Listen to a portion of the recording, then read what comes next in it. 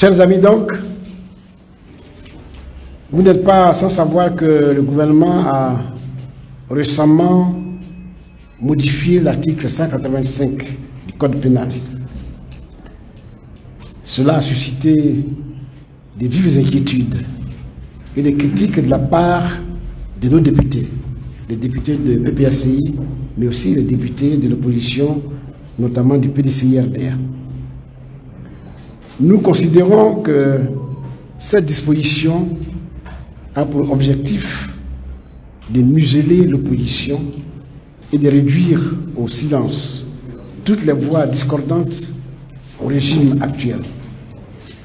C'est une grave atteinte aux libertés fondamentales qui sont garanties par notre Constitution. La lettre et l'esprit de cet alinéa entravent la liberté d'expression et le droit de manifester parce que sa formulation vague a été faite pour dissuader les Ivoiriens, les syndicalistes, les ONG, les associations, les leaders d'opinion et les guides religieux d'exercer leur droit de manifestation ou de manifester pacifiquement. C'est une loi qui a été prise pour intimider l'opposition dans sa globalité et plus particulièrement le PPACI. Mais vous savez, dans la vie, les crimes ne sont jamais parfaits. Les gens ont beau dire, chercher à dissimuler leurs vraies intentions, mais il y a quelque part Dieu qui fait notre bataille. Ainsi donc, comme je disais tantôt, un crime n'est jamais parfait. Et cette intention a été dévoilée en direct à la télévision par Maître Abdoulaye Ben Meïté, par ailleurs avocat du RDR et avocat de l'État de Côte d'Ivoire, ensuite président de la Commission des affaires générales et institutionnelles de l'Assemblée nationale. Ce monsieur soutient sans embâche que les partisans du monsieur Laurent Gbagbo, je cite intégralement ce qu'il a dit, que les partisans de monsieur Laurent Gbagbo, s'ils venaient à manifester pour soutenir monsieur Laurent Gbagbo parce qu'il n'est pas inscrit sur la liste électorale, tomberaient directement sous le coup de cette loi. Ça veut tout dire. Ils ont pris la loi pour que le président Laurent Gbagbo, ses partisans, ne puissent pas manifester et dire que comme il n'est pas candidat, il n'est pas sur la liste électorale, nous ne sommes pas contents. On nous réunit ça. On n'a pas le droit de manifester notre mécontentement parce qu'une loi existe et que cette loi va nous empêcher de le faire. Donc voilà pourquoi ils ont pris cette loi.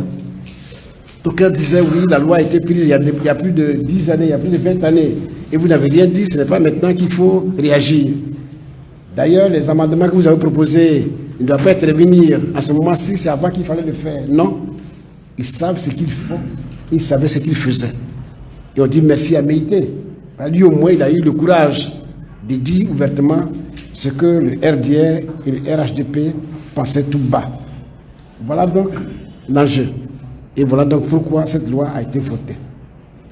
Mes camarades, nous PPACI, nous Côte d'Ivoire, nous ne cesserons de dénoncer ces injustices et de nous battre pour le respect des droits et des libertés de tous les Ivoiriens. C'est notre engagement. Et c'est pour ça qu'on est parti politique. Pour rappel, je voulais dire qu'en 1992, le Premier ministre Ouattara a fait voter en catimini la loi anti-casseurs. Et cette loi anti-casseurs a été utilisée pour faire arrêter le président Laurent Gbagbo et ses camarades. Ils étaient contents. Mais des années plus tard, cette même loi a été utilisée pour emprisonner les dirigeants du RDR, notamment Mme Henriette Dagri-Diabaté et Feu Abantou Gon Coulibaly. Ce rappel souligne que toutes les lois ou toute loi qui cible une personne ou un groupe n'est jamais bonne, n'est jamais véritablement juste. Parce qu'elle peut réserver des surprises.